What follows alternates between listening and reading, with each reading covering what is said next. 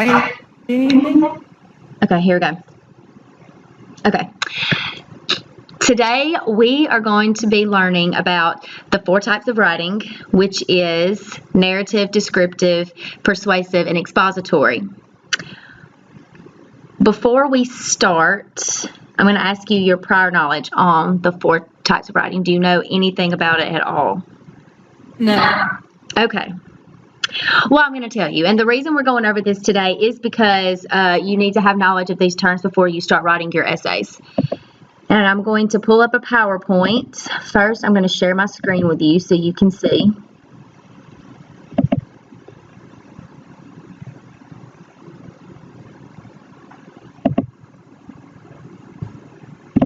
Can you see my screen? Yeah. Okay. Okay, writing styles. First is narrative writing. Narrative writing is a story or any report of connected events, real or imaginary, presented in a sequence of written or spoken words and or still or moving images. So basically you're telling a story. It's real simple. It usually, narrative writing will have dialogue, which means characters can talk back and forth. You're going to have a storyline. There's going to be a lot of detail. You're just telling a story. It's about anything, really. It's not opinionated or anything like that. And here is a visual for global learners mostly.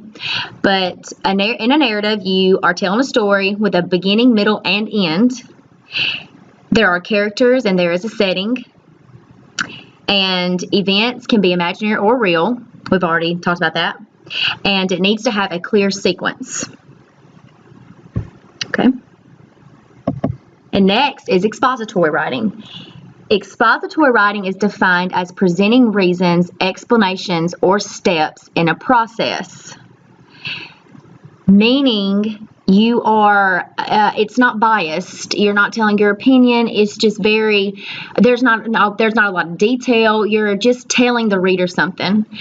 For example, if you ate a peanut butter pie and you wrote an expository passage about the pie you just ate, you would just tell the reader maybe what it had in it or what it tastes like. You wouldn't talk about how good it was or how bad it was or anything like that. That's not the point of expository writing. It's basically to inform the reader. And here are primary aims of expository writing.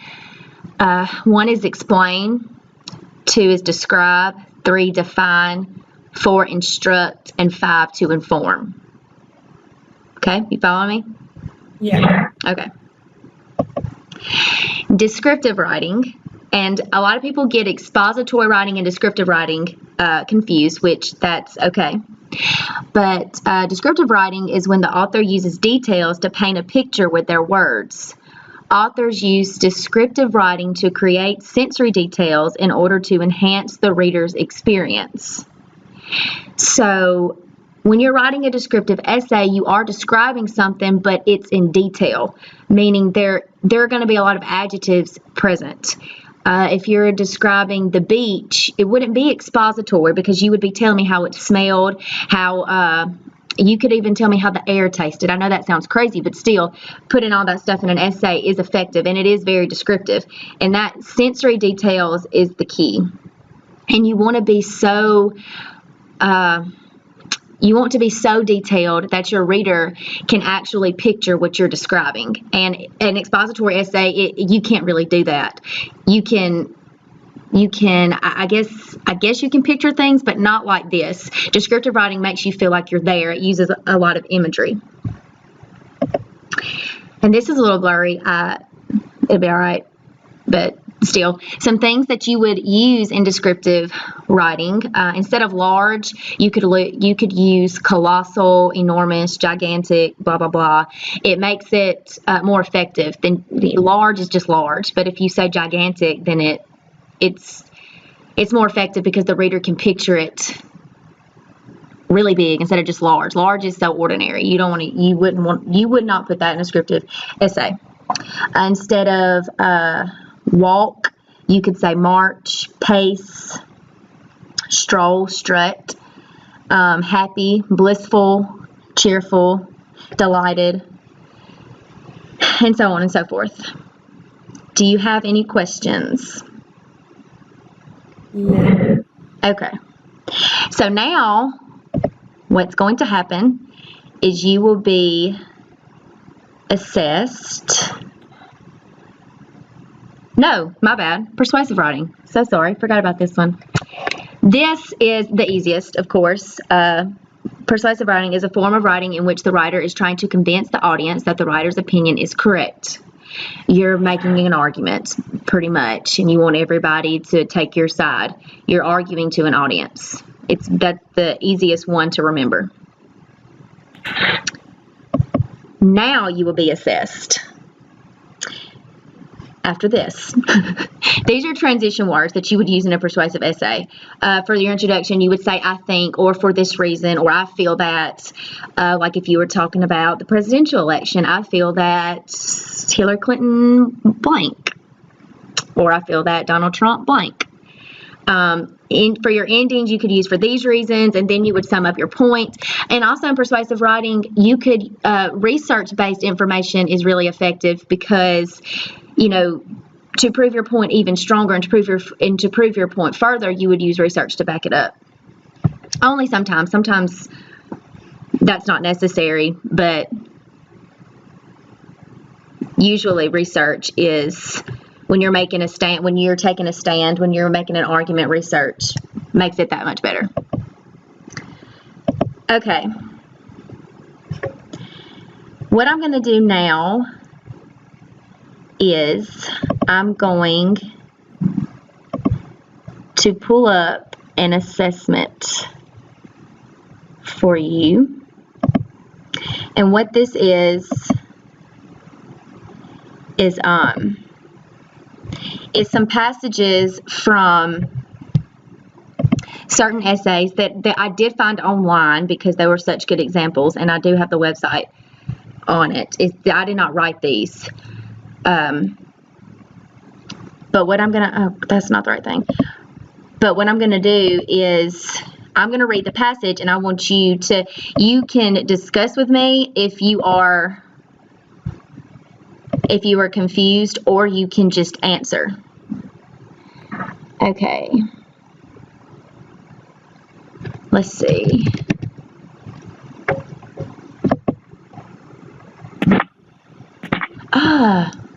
There it goes. Okay. Okay, the first passage is, okay. I have this fear. It causes my legs to shake. I break out in a cold sweat. I start jabbering to anyone who is nearby. As thoughts of certain death run through my mind, the world appears a precious, treasured place. I imagine my own funeral, then shrink back at the implications of where my thoughts are taking me. My stomach feels strange. What type of passage is that? And if you can't answer right off the bat, we will discuss it, but I will not tell you the answer. Descriptive. Not quite. Okay. Narrative? Yes, it's a narrative. It's telling a story. He's telling a story about his fear. He is describing it, yes, and he does use good detail, but at the end of the day, he's not describing an object. He's not doing any of that. You understand what I'm saying? He is telling a story. He's actually, as if he's there. He's using the first person pronoun I.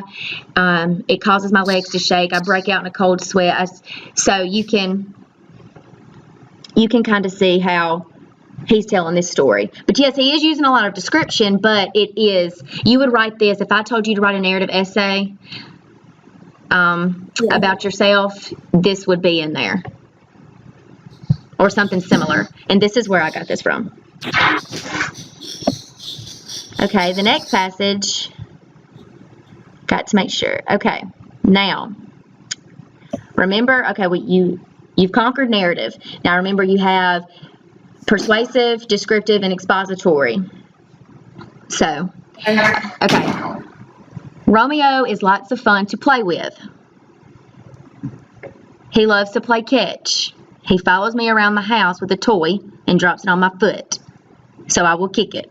He can catch just about anything, but his favorite is chasing a frisbee. I really have fun playing with Romeo.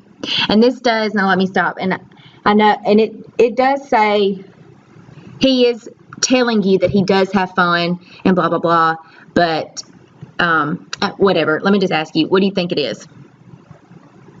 I don't know. Okay. So who is he talking about in this passage? Romeo. Romeo. So what is he doing right here? He's what to the reader about Romeo? Describing. Well, yeah, but is he using a lot of detail, is he telling you how Romeo smells? Is he telling you how he looks? Is he telling you how his hair feels on his face? Is he using a lot of description, or is he just pretty much explaining? He's just explaining. Right, just his and Romeo's relationship, so it would be Expository. yes. And this one is a little tricky because he's telling you how he feels about Romeo and things like that, but he's saying, he loves to play catch, he follows me around the house, but he is just telling you about it. He's not saying, like, if I was going to tell you about a terrible experience in my life, and I needed to be expository, I would just tell you about it. So-and-so scares me, it makes me feel this way. I wouldn't use so much detail. You understand what I'm saying? I wouldn't put my senses into it. He doesn't do that either. He's just explaining. He's not explaining how Romeo feels or how he smells or anything like that. He's just saying, this is how I feel about Romeo. This is what we do. I like to play with Romeo, so. Yes. Okay. The next. And remember, these are just passages from the essay. This is not a full essay. So if you kept reading, it would probably honestly be easier. But okay. My most valued possession is an old, slightly warped blonde guitar. The first instrument I taught myself how to play. It's nothing fancy. Just a Madeira folk guitar, all scuffed and scratched and fingerprinted. At the top is a bramble of copper wound strings, each one hooked through the eye of a silver tuning key. What is that? Descriptive? Yes. You see the difference between descriptive and the other two? Yeah. You see how he's using everything.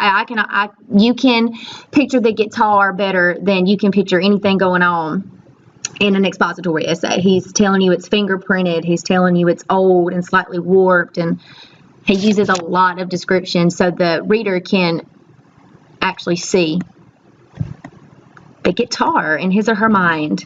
Last but not least, okay, actually last but least, but whatever. Okay, should school uniforms be required?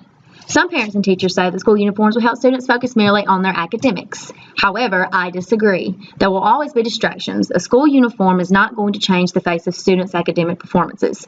We need to take a stand against this matter. Yes, of course. So what most people do get mixed up, of course, is descriptive and expository and even narratives.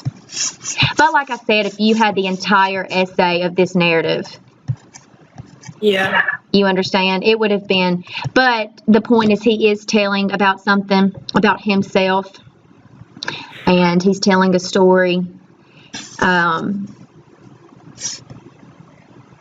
So that is a narrative, and of course expository. You can even compare this passage with this passage and just see the difference and see the many adjectives used in this and the lack of adjectives in this. So, but everybody gets confused on expository and descriptive at some point. But if you're writing an expository essay, it would be easier to stay away from description.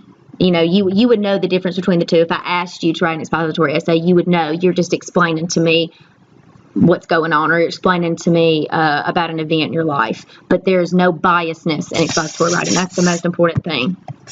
And there's hardly even any I mean, there can be emotion, like he's saying right here, he loves to play catch, okay, but he's just telling you. He's overwhelmed and jumping through the air and blah, blah, blah. He's not doing any of that. It's just very straightforward. Okay.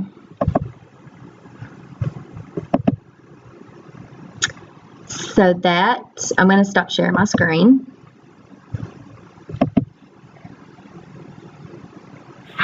Okay. That is the end of our lesson.